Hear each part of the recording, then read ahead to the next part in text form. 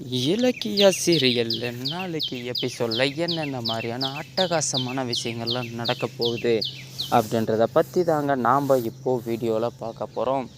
இப்போ தான் நீங்கள் ஃபஸ்ட் டைம் நம்ம சேனலை பார்க்க வர்றீங்க அப்படின்னா மறக்காமல் லைக் பண்ணுங்கள், ஷேர் பண்ணுங்கள், சப்ஸ்கிரைப் பண்ணிவிட்டு பாருங்கள். வாங்க இப்போது வீடியோக்குள்ளே போகலாம். இலக்கியா பார்த்திங்கன்னா பைரவி கிட்ட பயங்கரமான சண்டை போட்டுட்ருக்காங்க. எதனாலன்னு பார்த்தீங்க அப்படின்னா கௌதம் கிட்டேருந்து இலக்கியாவை பிரிக்க நினச்சதுனால தாங்க.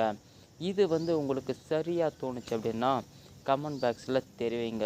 இல்லை பைரவி பண்ணது தப்பு தான் அப்படின்னு உங்களுக்கு தோணுச்சு அப்படின்னா அதையும் நீங்கள் கமெண்ட் பாக்ஸில் தெரிவிங்க. நாங்களும் தெரிஞ்சுக்கிறோம். வாங்க இப்போது வீடியோக்குள்ளே போகலாம். இலக்கியா பார்த்தீங்க அப்படின்னா பைரவி கிட்ட கையில் அடித்து சத்தியம் பண்ணாங்க இல்லைங்களா? அது பார்த்தீங்க அப்படின்னா நீ சத்தியத்தை மீறிட்டு இலக்கியா, உன்னை மாதிரி ஒரு பித்தலாட்டுக்காரியை நான் இது வரைக்கும் உலகத்தில் பார்த்ததே கிடையாது. உன்னால் காசை வாங்கிட்டு இந்த மாதிரி பித்தலாட்டம் பண்ணணும் அப்படின்னு தோணுதா? இந்த மாதிரிலாம் வாழ்கிறதுக்கு நீ பிச்சை எடுத்து சம்பாதிக்கலாம். எதுக்காக இந்த மாதிரிலாம் பண்ணிட்டு சுற்றிட்டு இருக்க? இதனால தான் கௌதமுக்கும் உனக்கும் ஒரு புழுப்பூச்சி கூட வகுத்தில் உருவாகவே இல்லை. இதுக்கெல்லாம் காரணம் நீ பண்ணுற இந்த பித்தலாட்டமும் இந்த மாதிரியான வேலை தான் இதுக்கு காரணமே. நீ முதல்ல ஒழுங்காக இருந்தால் தானே உனக்கு குழந்த பிறக்கும் அப்படின்னு சொல்லிட்டு பைரவி பார்த்திங்க அப்படின்னா இலக்கியாவை மனசோடைகிற அளவுக்கு பார்த்திங்கன்னா வருத்தப்பட வச்சுட்டாங்க. இதை கேட்ட நம்ம கௌதமுடைய அம்மா ரேவதி பார்த்திங்கன்னா பயங்கரமாக கஷ்டப்படுறாங்க. பைரவி, வார்த்தையை அளந்து விடு. எதுக்காக இந்த மாதிரி மனசளவில் நோகடிக்கிற மாதிரி வார்த்தையை விடுற? இதெல்லாம் நல்லதுக்கு கிடையாது அப்படின்னு சொல்லிட்டு நம்ம ரேவதி அத்தை சொல்கிறாங்க.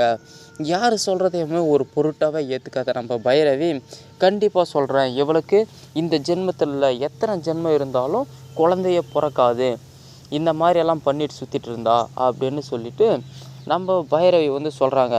இதை கேட்ட உடனே நம்ம கௌதமுக்கு பயங்கரமான ஒரு கோபம் வந்துடுதுங்க.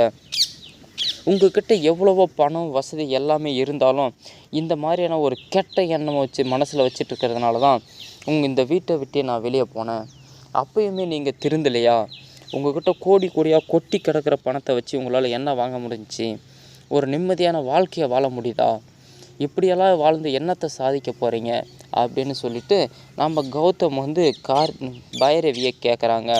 கேட்ட உடனே கௌதம், நீ இதை பற்றி எதுவுமே தெரியாது, அமைதியாரு அப்படின்னு சொல்லிட்டு பைரவி பார்த்தீங்க அப்படின்னா கௌதமுடைய வாயை அடைக்க பார்க்குறாங்க. ஆனால் இலக்கியாவை விட்டு கொடுக்குற மாதிரியே தெரியலைங்க நம்ம கௌதம். என்ன நடந்தாலும் கட்டின மனைவியே துணை அப்படின்னு சொல்லிட்டு அவளுக்காக பயங்கரமாக போராடுறாருங்க நம்ம கௌதம்.